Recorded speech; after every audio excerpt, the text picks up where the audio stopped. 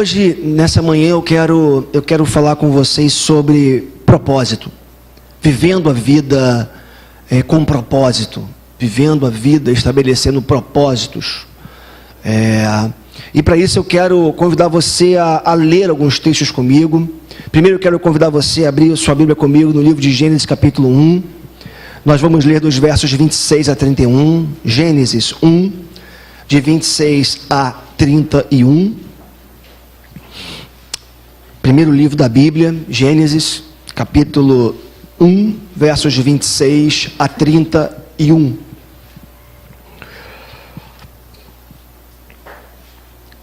Vivendo a vida com propósito.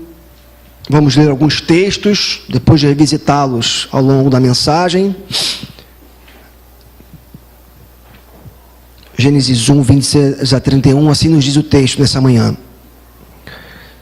Disse Deus: eis que dou a vocês todas as plantas que nascem em toda a terra e produzem sementes em todas as árvores, e dou todas as árvores que dão frutos com sementes. Elas servirão de alimentos para vocês. Eu dou todos os vegetais com alimento, a tudo que tem em si fôlego de vida, a todos os grandes animais da terra, a todas as aves do céu. Deixa eu ver aqui. Desculpa, irmãos, eu li o texto, eu comecei o texto mais à frente. Vamos voltar um pouquinho aqui então, tá? Eu já comecei mais à frente, no verso 28 parece, né? Vamos voltar um pouquinho aqui então, tá? Gênesis capítulo 1, verso 26, tá bom? Agora sim, tá? Eu comecei o texto mais adiantado. Todos acharam então? Gênesis 1, 26, bota aqui Moisés então, que aí a gente acompanha todo mundo junto, tá? Gênesis 1, 26... a 31. Então, depois dessa confusão, vamos ao texto realmente como deve ser lido. Então disse Deus: façamos o homem à nossa imagem, conforme a nossa semelhança. Domine ele sobre os peixes do mar, sobre as aves do céu, sobre os grandes animais de toda a terra e sobre todos os pequenos animais que se movem rente ao chão. Criou Deus o homem à sua imagem, a imagem de Deus o criou. Homem e mulher os criou. Deus os abençoou e lhes disse: sejam férteis e multipliquem-se, encham e subjuguem a terra, dominem sobre os peixes do mar, sobre as aves do céu e sobre todos os animais que se movem pela terra. Disse Deus: eis que dou a vocês todas as plantas que nascem em toda a terra e produzem sementes, e todas as árvores que dão frutos com sementes, elas servirão de alimento para vocês. E dou todos os vegetais com alimento, a tudo que tem em si fôlego de vida, a todos os grandes animais da terra, a todas as aves do céu e a todas as criaturas que se movem rente ao chão. E assim foi. E Deus viu tudo o que havia feito, e tudo havia ficado muito bom. Passaram-se a tarde e a manhã, esse foi o sexto dia. Agora vamos ler Gênesis capítulo 2. Vamos ver os versos 15, 16 e 17, tá bom? Gênesis 2, versos 15, 16 e 17.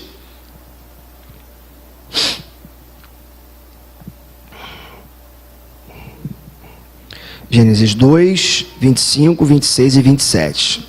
15, 16 e 17. Ok. Hoje está difícil, né? Aqui a numeração dos versículos, né? A gente chega lá. O Senhor Deus colocou o homem no jardim do Éden para cuidar dele e cultivá-lo. E o Senhor Deus ordenou ao homem: coma livremente de qualquer árvore do jardim, mas não coma da árvore do conhecimento do bem e do mal, porque no dia em que dela comer, certamente você morrerá. Agora abra comigo Efésios capítulo 1, versos 3 e 4. Efésios 1, 3 e 4.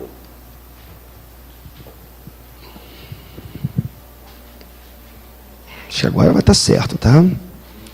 Efésios 1, 3 e 4.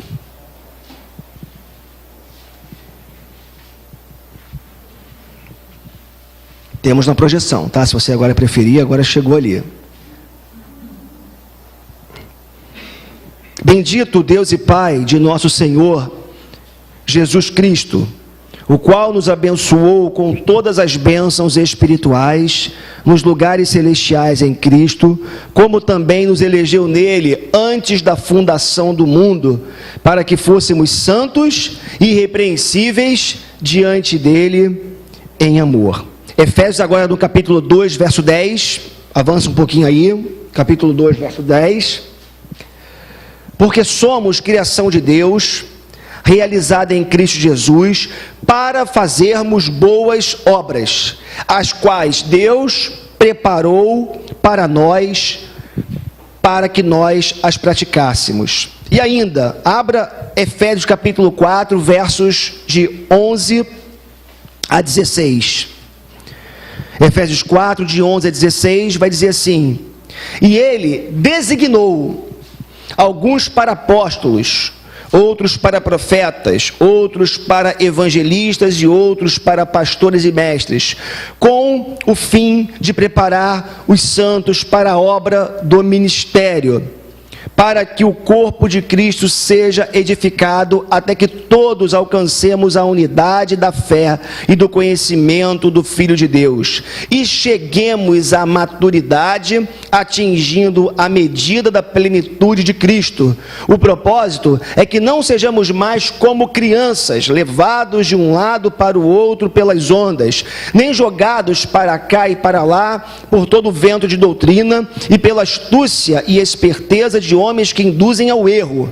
Antes, seguindo a verdade em amor, cresçamos em tudo naquele que é a cabeça, Cristo. Dele, todo o corpo, ajustado e unido pelo auxílio de todas as juntas, cresce e edifica-se a si mesmo em amor, na medida em que cada parte realiza a sua função. Vamos orar?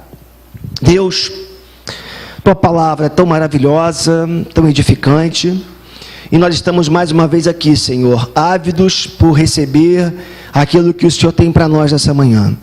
Fala conosco, Senhor, usa-me aqui para poder transmitir a Tua palavra, abençoa os meus irmãos também, que cada coração seja como um solo fértil nessa manhã para receber essa semente, e que essa semente, uma vez plantada no solo do nosso coração, produza os frutos gloriosos que o Senhor espera que nasçam na nossa vida, Senhor. Deus, em nome de Jesus, fala conosco. Por favor, precisamos dessa manhã da obra do Teu Espírito, Senhor. Precisamos dessa manhã dessa intervenção sobrenatural, porque esse momento é um momento sobrenatural, Senhor. Eu não tenho que transmitir aos meus irmãos, mas eu creio que o Senhor me trouxe aqui para poder falar da Tua palavra, e o Teu Espírito que sona todas as coisas, e o nosso coração está aqui nessa manhã para nos auxiliar nas nossas incapacidades, imperfeições, e para aplicar cada verdade no nosso coração. Que seja assim em nome de Jesus, amém, amém. Louvado seja o nome do Senhor nosso Deus, nessa manhã, em nome de Jesus. Queridos irmãos, esse ano eu vou completar em setembro 43 anos de vida. E, embora tenha vivido já esses quase, eu esteja aí no 43º ano da minha vida, eu não tenho medo de errar nessa manhã ao afirmar que dos 43 anos de vida, os últimos 13, 12 foram os anos vividos, assim, por assim dizer, com mais propósitos. Eu acho que os últimos 13 anos da minha vida foram anos onde realmente, mais maduro, eu pude perceber para onde eu estava indo.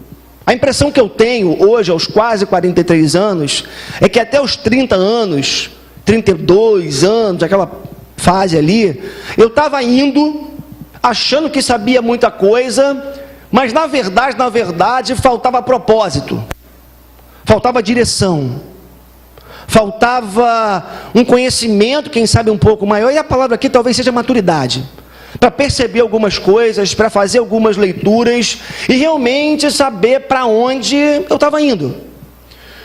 Entretanto, acredito eu que depois de casar, ser pai, me tornar pastor efetivo de uma igreja, cuidar de pessoas, lidar com dramas, lidar com a história preciosa de pessoas preciosas, eu comecei a perceber, hoje eu chego a essa conclusão, faço essa leitura, que durante muito tempo da minha vida, eu fui caminhando.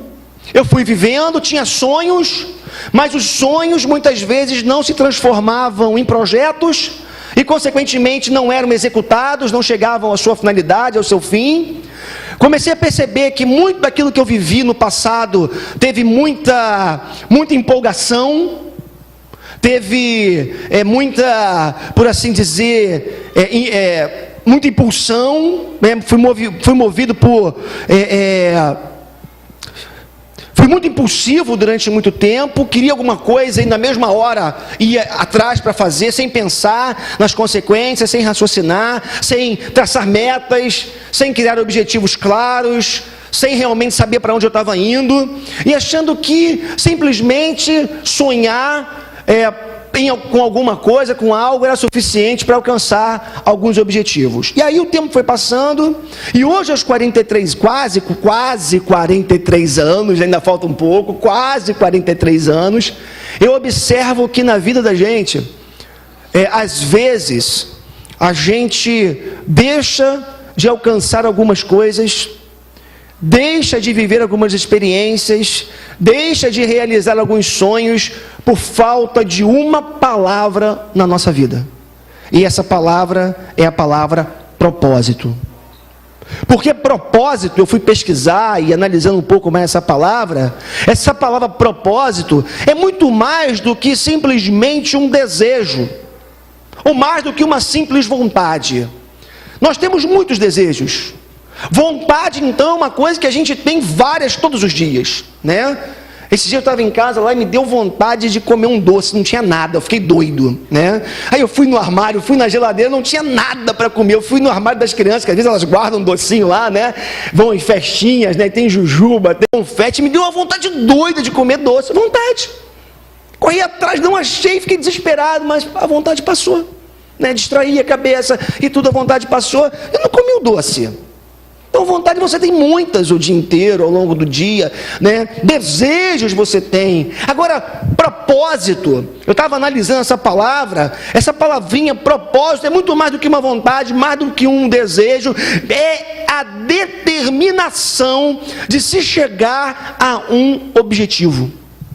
Propósito tem a ver com saber aonde você quer chegar, assumir o custo dessa caminhada e pensar assim: apesar da dificuldade, das lutas, dos desafios, eu vou chegar, eu vou trabalhar, eu vou fazer tudo para chegar aonde eu objetivei, onde eu planejei, aonde eu sonhei. E eu percebo hoje que muitos dos sonhos não realizados na minha vida, muito das cabeçadas que eu dei, muito do fato de patinar sem sair do lugar, não sei se você já viveu essa expressão, essa experiência de estar, às vezes, né, querendo sair do lugar, e você se move, se mexe, faz tanta força, gasta tanta energia, mas a sensação que você tem é que você não saiu do lugar. Se desgastou, gastou energia, se esforçou, mas não sai do lugar. E aí hoje, um pouquinho mais maduro, eu percebo que muita dessa experiência que eu vivi na minha vida tem a ver com a falta de propósito.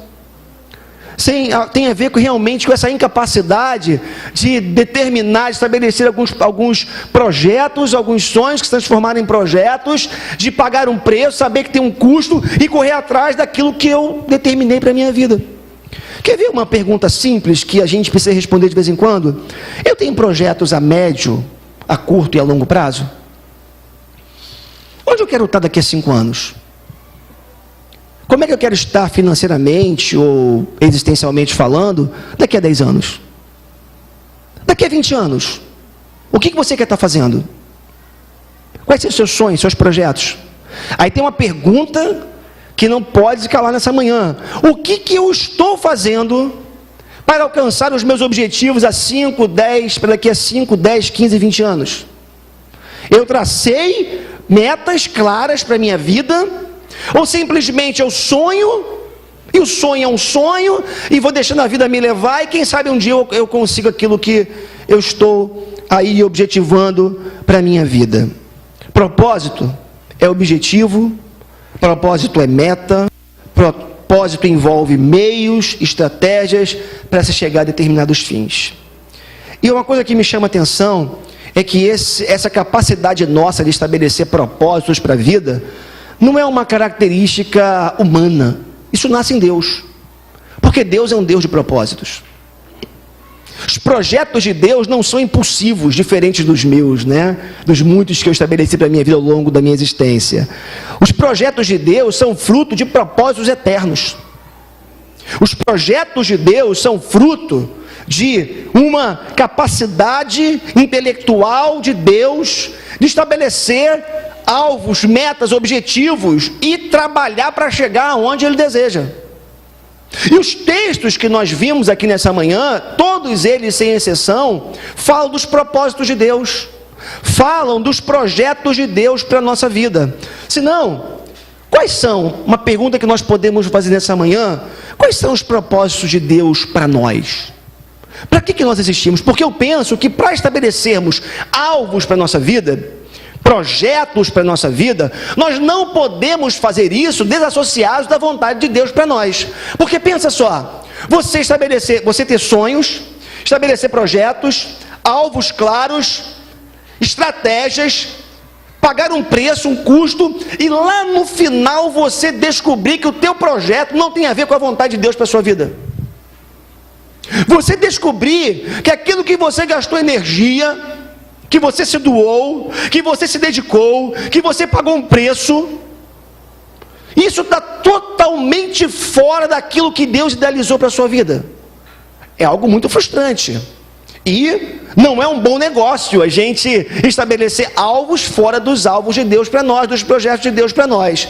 Então, à luz dos textos que nós vimos aqui nessa manhã, alguns propósitos de Deus para a gente, para que a gente possa pensar nos nossos propósitos humanos, tá bom? Primeiro deles é que Deus nos fez para sermos uma expressão de si mesmo, dele, Deus. Olha só, quando nós lemos, por exemplo, o texto que a gente leu aqui já hoje, então disse Deus, Gênesis 1, 26, façamos um homem à nossa imagem, conforme a nossa semelhança. Olha só, Deus, ao decidir criar o homem, estabeleceu o seu projeto da criação do homem.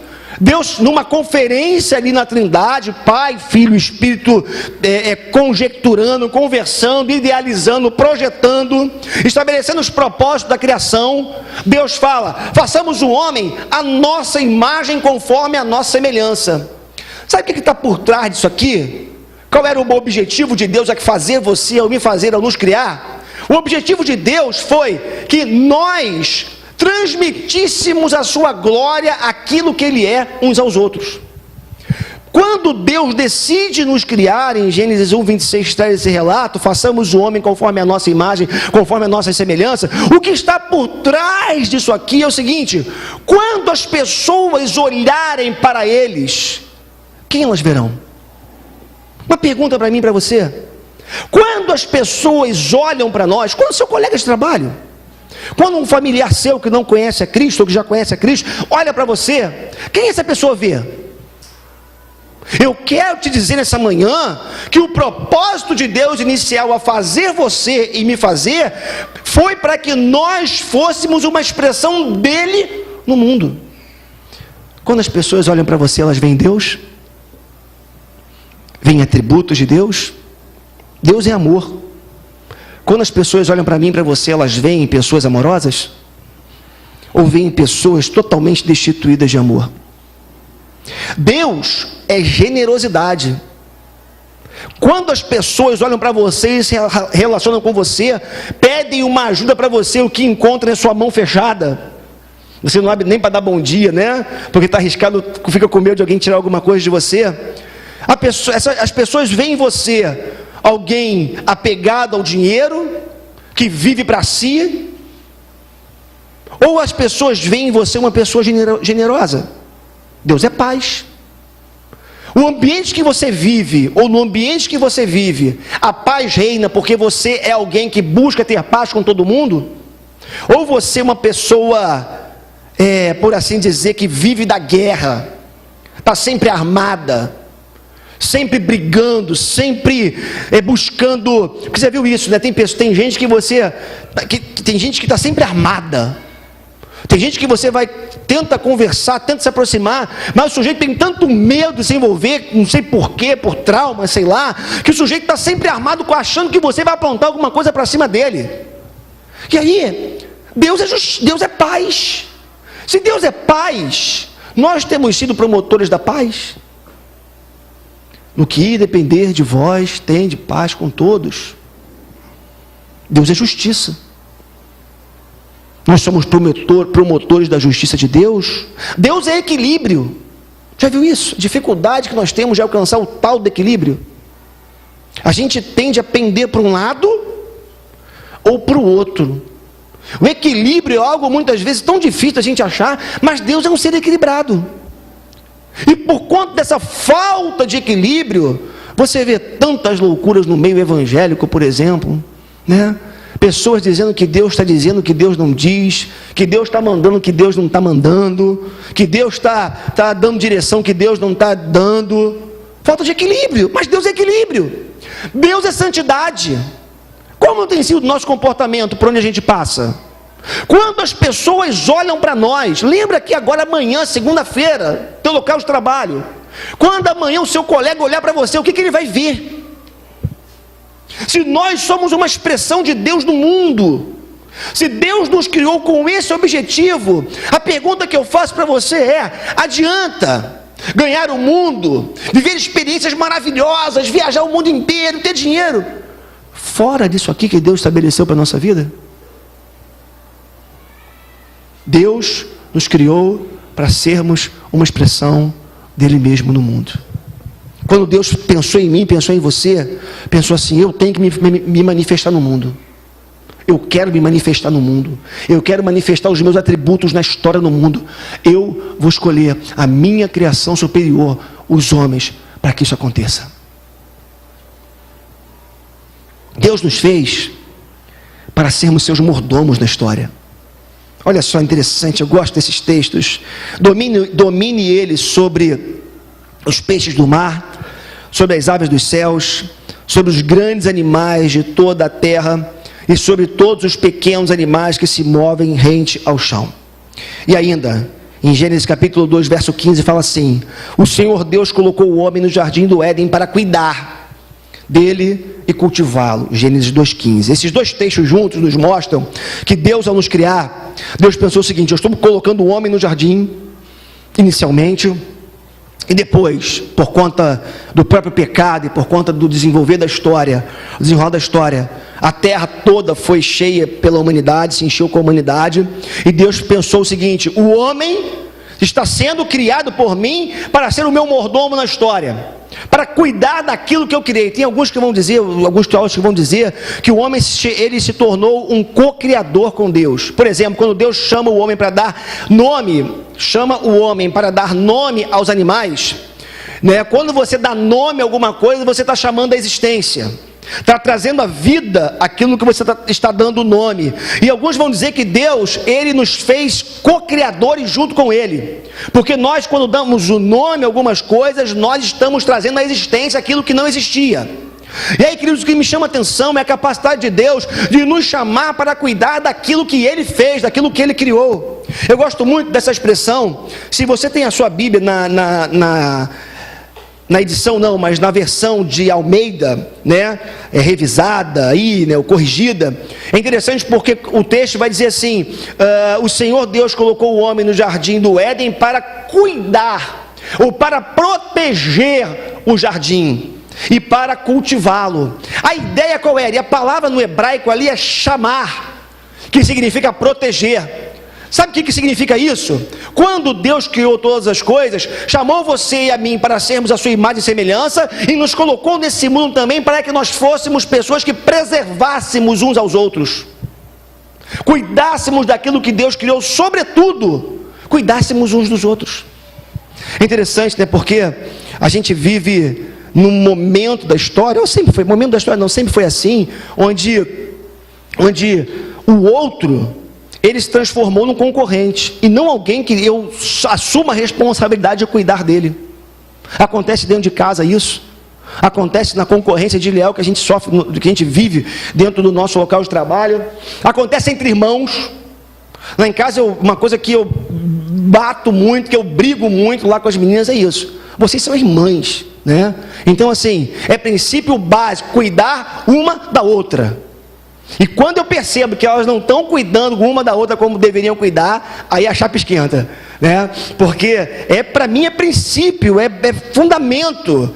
Uma cuidando da outra. Eu falo, eu ministro na vida delas sobre isso. O que é que vem acontecer quando vocês crescerem? Cuidem uma da outra. Estejam sempre cuidando aí uma da outra, porque vocês foram criadas para isso, são irmãs para isso. E falando da história, irmãos, quando Deus nos criou para sermos seus mordomos, administradores, Deus nos colocou para cuidarmos uns dos outros. A gente não pode ver o nosso irmão na fé, passando por dificuldade, sofrendo, e a gente não fazer nada. A gente não pode ver o irmão dando cabeçada, errando, ou por falta de conhecimento, ou por qualquer outro motivo, e não chegar nele e falar: meu irmão, esse caminho que você escolheu não é o melhor, reveja algumas coisas. Isso é pecado.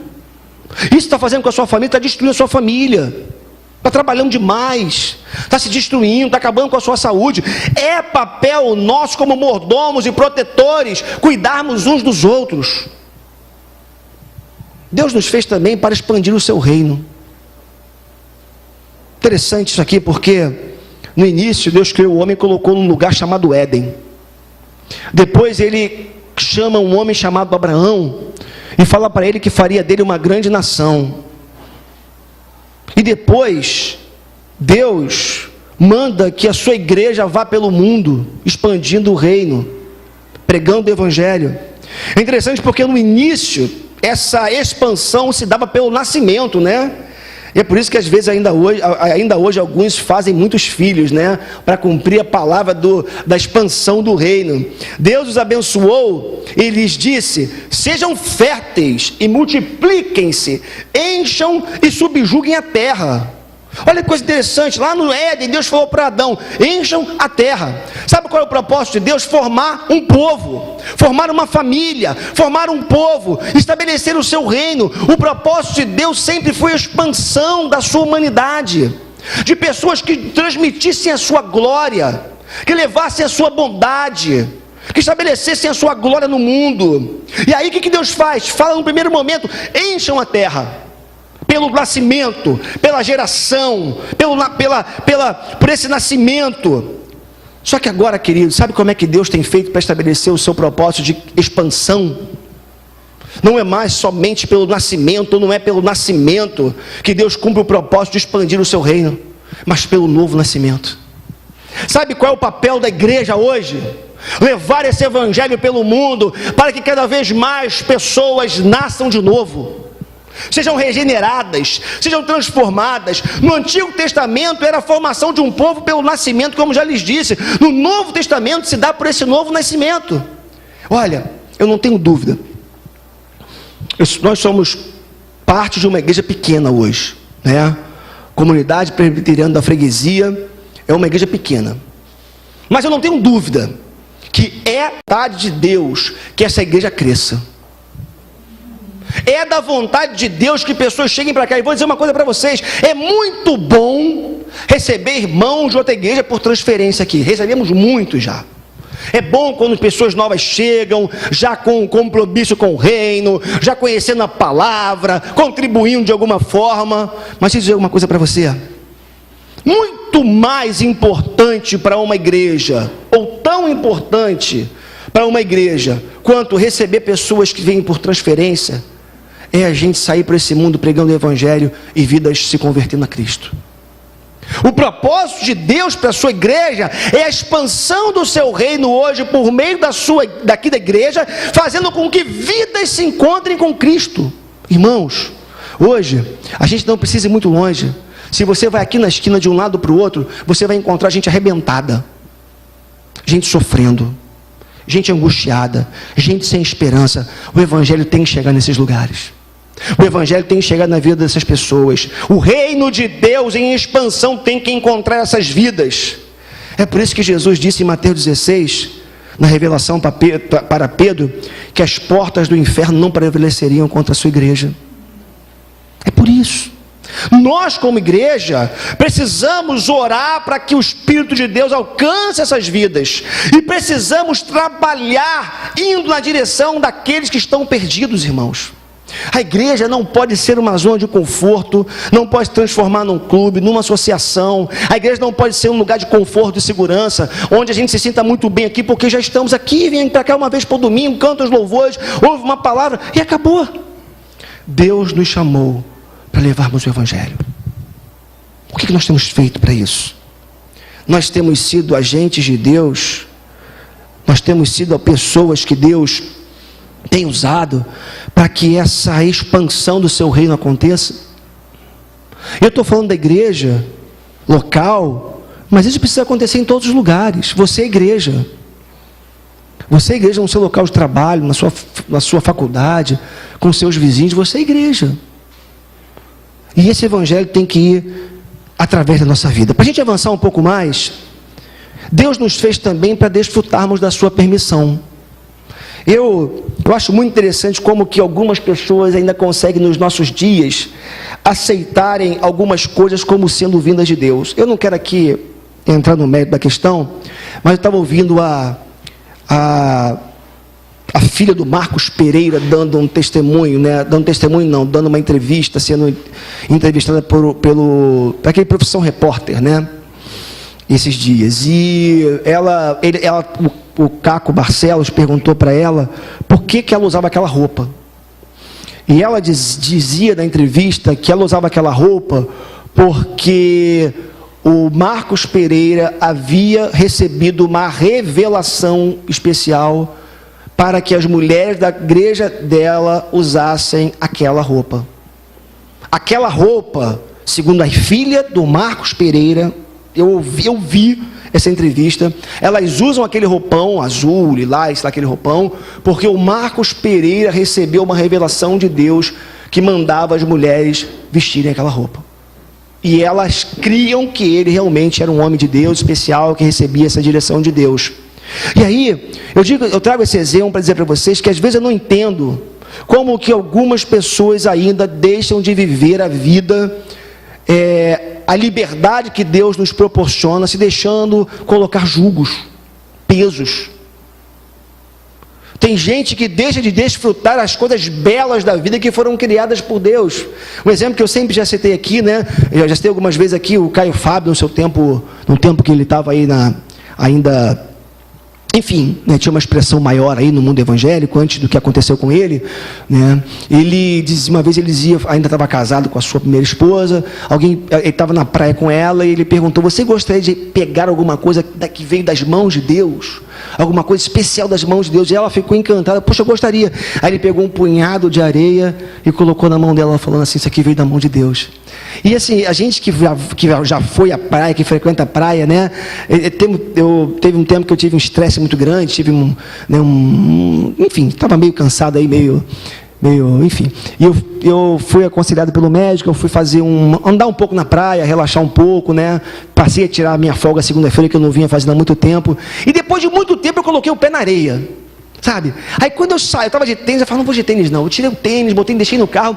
Cara, quando eu pisei na areia, me veio uma sensação tão gostosa de liberdade, de prazer, de pisar na areia com os pés descalços. E eu fico pensando de alguns lugares, de algumas pessoas que proíbem pessoas que têm a liberdade dada por Deus de pisarem na areia da praia, porque a praia é pecado.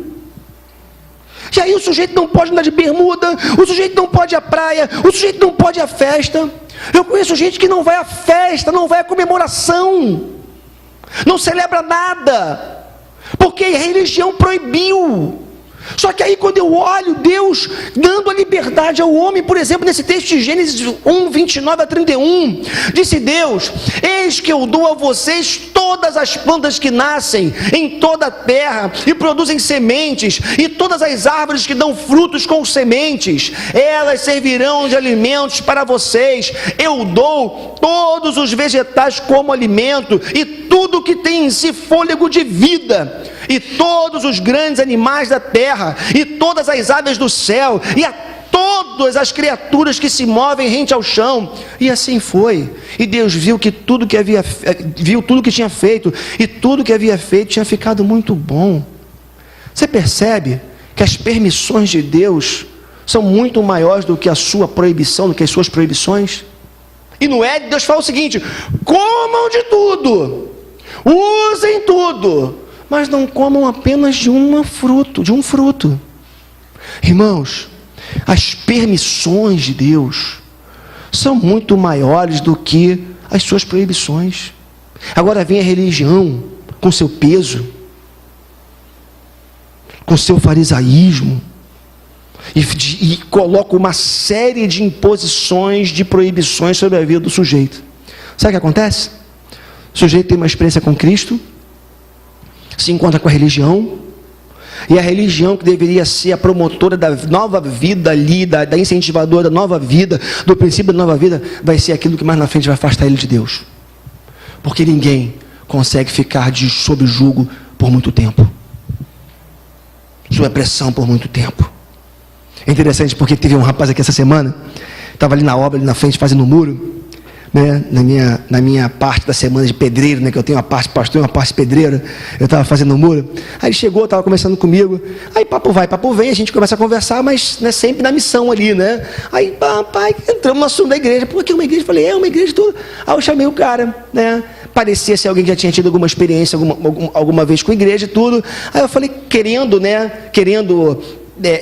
fazer de tudo para que ele tivesse toda a liberdade para vir. Eu falei, cara, você pode vir como você tiver, vem de bermuda. Ele, não, eu não gosto de vir na igreja de bermuda, né? Eu falei, mas não tem problema, pode vir de bermuda, porque a ideia qual é? Se você quer entrar, que não seja a bermuda que te impeça, venha como você está e tudo. Aí, não, para ir na igreja eu tenho que estar de calça, porque sem a calça eu não vou entrar.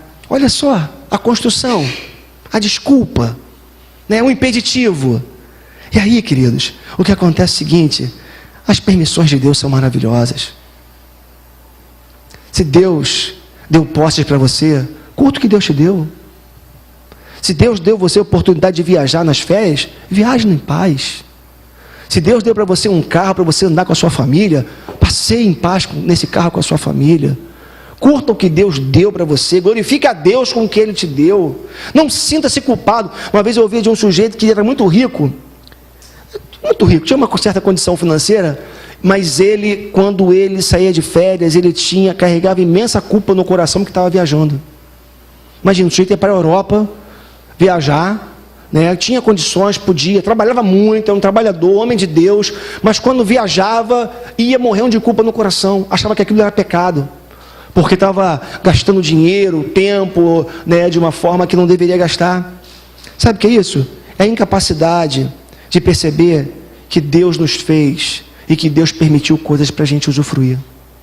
O mundo está aí, ó. Você pode usar dele. Sabendo usar, você pode usar. Você pode sair na noite. Se você souber sair na noite, você pode sair.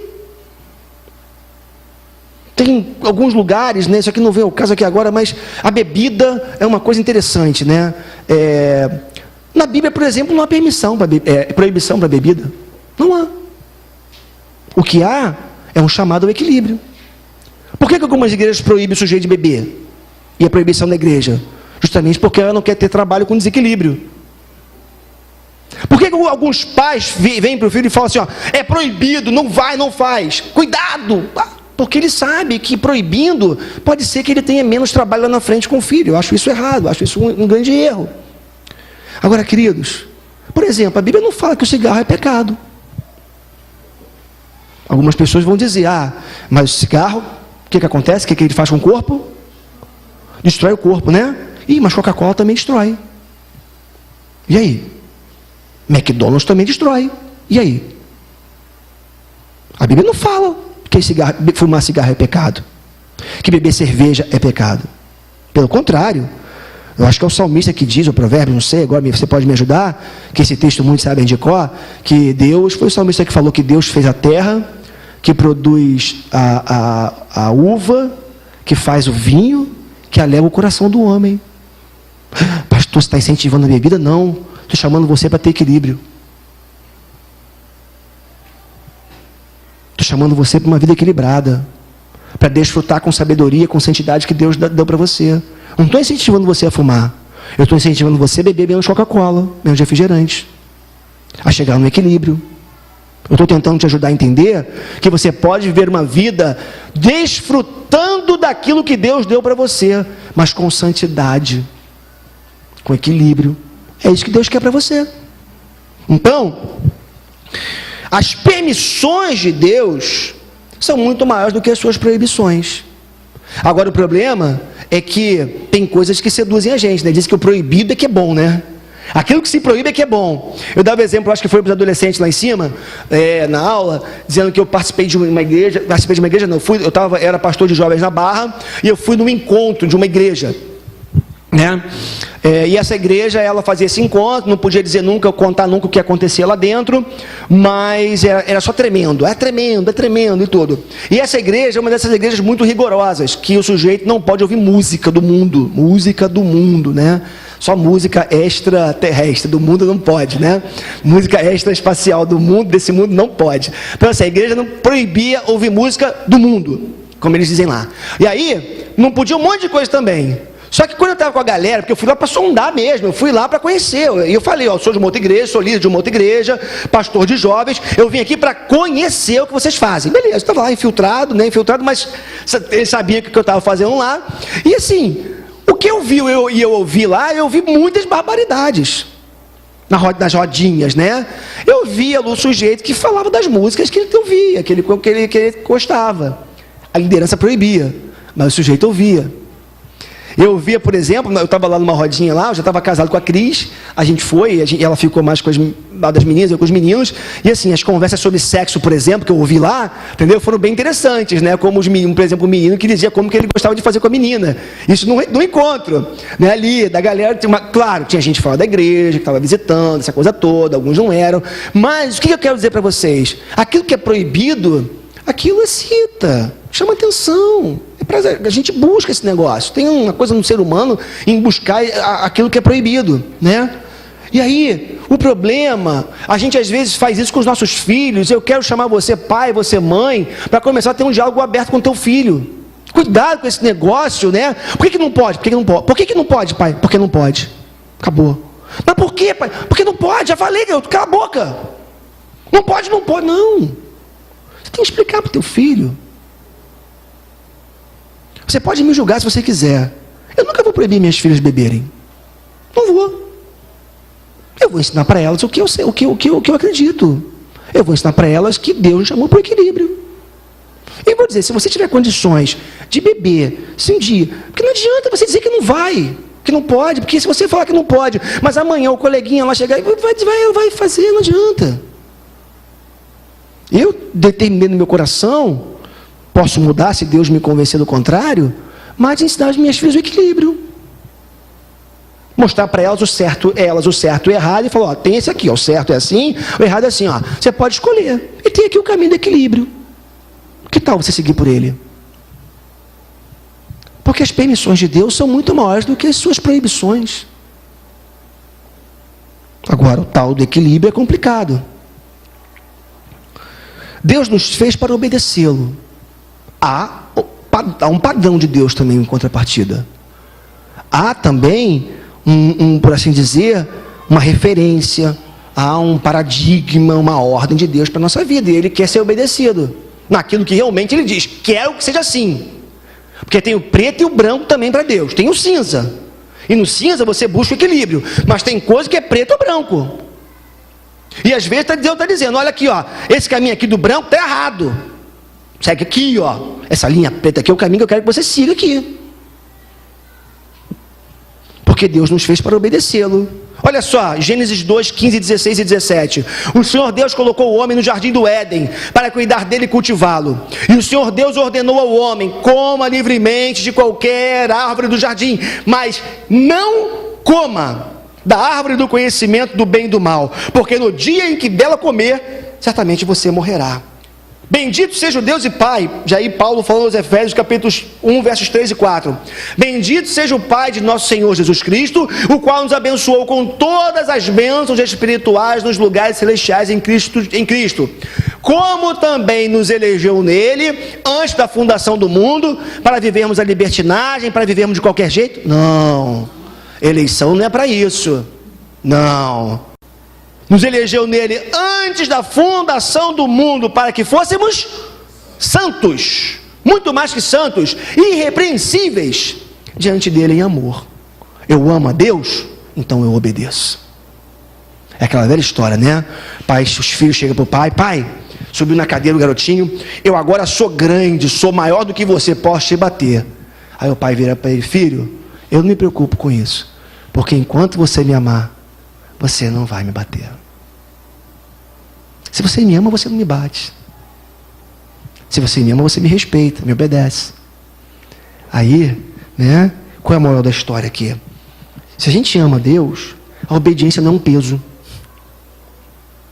Se a gente ama Deus, aquilo que de fato é proibição de Deus, não coma, porque você vai morrer se você comer.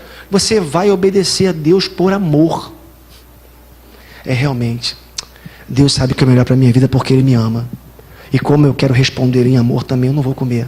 Isso não vai ser um peso para a sua vida. Eu, quando estou avançando aqui para o final já, quando eu comecei a dar meus primeiros passos mais sérios no Evangelho, porque eu fui criado desde 13, 14 anos, mas tem aquela fase que você olha para um lado, para o outro e fala assim: caramba, né? Brinquei de crente, como a nossa irmã dizia agora mais cedo aqui, né? Eu brinquei de crente até aqui, né? Mas agora tá na hora de viver esse negócio sério, né? E quando chegou essa fase minha de viver esse negócio sério, eu tinha uma preocupação. Eu saía muito na sexta e no sábado, né? Saía, já contei isso para vocês, domingo cantava no coral, mas sexta bebia pra caramba, no sábado também. Aí domingo chegava no coral, né, para cantar cheio de sono, ainda meio assim, para cantar no coral, aquela coisa toda. E aí chegou aquele momento da decisão realmente, né? E eu me lembro que uma coisa difícil que era para mim é a seguinte: caramba, como é que eu não vou mais sair de noite na sexta? Eu achava isso garoto ainda, né? Garoto, 20 e tantos anos, um homem já, mas cabeça de menino, né? Então assim, como é que vai ser? Não vou sair de noite, solteiro, né? Não vou sair de noite, como é que vai ser? Não vou aguentar. Cara, quando Deus entrou, quando Deus fez a obra, quando Deus deu o basta, aquilo que para mim era uma coisa imensa, que eu não ia aguentar mais, que eu não ia aguentar não fazer, se tornou algo tão irrelevante, tão insignificante. Aquele desejo acabou por aquilo. E aí, não se tornou um peso para mim. Sexta-feira não sair, ou não sair para aquilo, né? Mas sair com amigos, né? Que realmente queriam o meu bem, aquela coisa toda. Isso mudou. Sabe por quê? A obediência por amor deixa de ser um peso na vida da gente. E por fim, Deus também nos fez para sermos plenos. Eu gosto dessa palavra, plenitude. Deus fez você para que você seja uma pessoa plena. E assim foi. E Deus viu tudo o que havia feito. E tudo havia ficado muito bom. Deus criou você para que você seja muito bom. E a expressão muito bom pode ser traduzida por plenitude. Acabado, perfeito, completo, íntegro. Deus fez você para ser íntegro, no sentido de completo, pleno.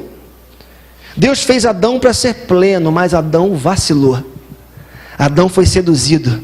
Adão caiu. E por conta disso que Deus, e aí entra o projeto da salvação, o plano da salvação, Deus enviou seu filho Jesus para ser o segundo Adão. Se Adão perdeu a capacidade de ser uma referência completa para nós, Deus enviou seu filho para ser essa referência completa para mim e para você.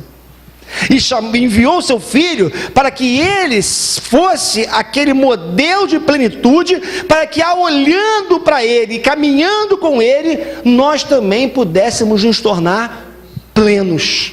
Esse é o plano da salvação.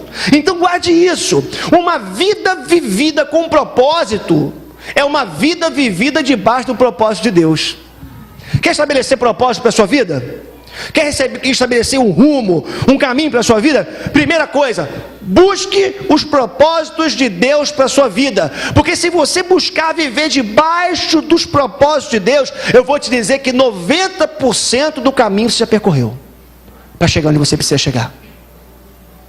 O grande problema nosso é que às vezes a estrada fica muito longa, porque nós estamos fora dos propósitos de Deus. Mas se você vive dentro disso aqui que Deus chamou você para ser, eu garanto a você, à luz das Escrituras Sagradas, você já percorreu um grande caminho para aquilo que você precisa ser na sua vida. O propósito de Deus é que cumpramos os seus propósitos, os propósitos dele estabelecidos para a nossa vida. E aí, queridos, quando eu falo de propósito, eu falo de firmeza, eu falo de compromisso, eu falo de decisão. E aí, sabe o que acontece quando você entende que Deus tem propósito para a sua vida? A sua ação, para realizar algumas coisas, você começa a perceber que a ação na realização de algumas coisas tem que ficar para o segundo momento. Eu vou explicar por que agora. Por uma razão muito simples.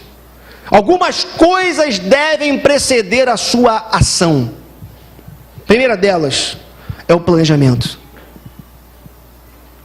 Planeje aonde você quer chegar. Planeje aquilo que você tem determinado para a sua vida.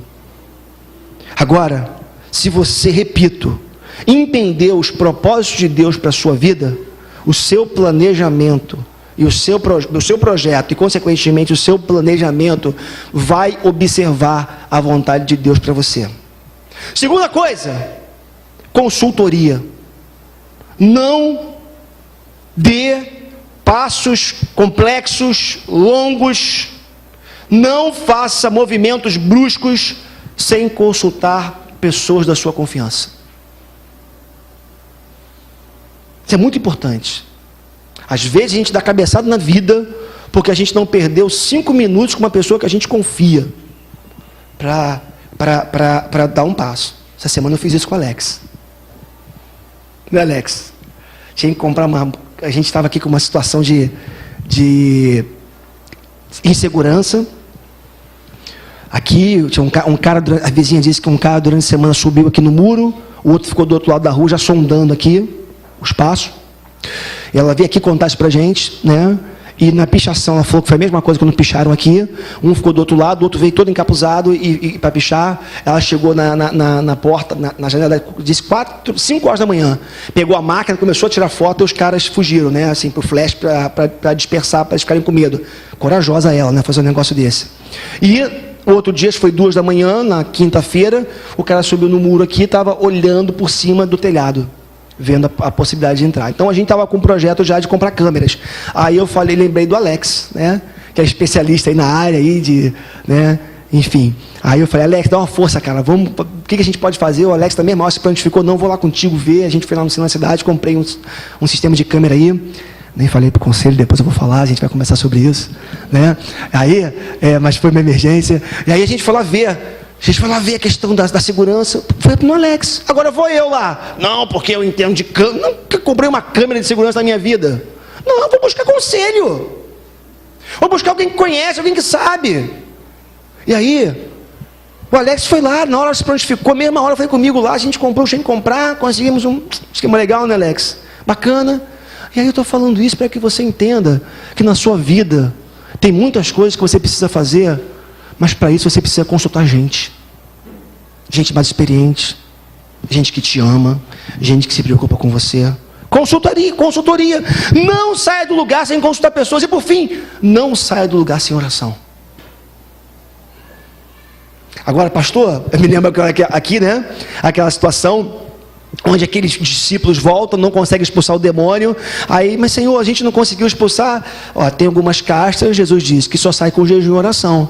A minha pergunta é, então eu tenho que deixar o cara endemoniado lá, faço 2 dias de oração, depois eu volto para expulsar o demônio? Não, é vida de oração. Irmão, irmã, para que a sua vida chegue onde você planejou, onde você espera que chegue, onde você tem sonhado, você tem que ter vida de oração. Você tem que orar. Tem que falar com o Papai do céu. Tem que falar, Papai do céu, eu estou aqui, me ajuda. Mas não é só na hora que precisa, não. É vida constante de oração.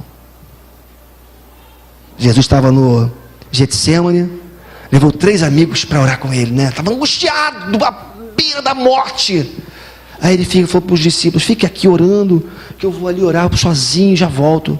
Quando ele volta, estavam os 3 dormindo. Imagina, se Jesus fosse contar com a oração dos 3, né? Estava ferrado. Mas aí Jesus, ele sabia do coração do homem. Eu quero terminar essa mensagem, nessa manhã, dizendo para você, planeje, consulte, ore, coloque a sua vida na mão de Deus, mas entenda isso.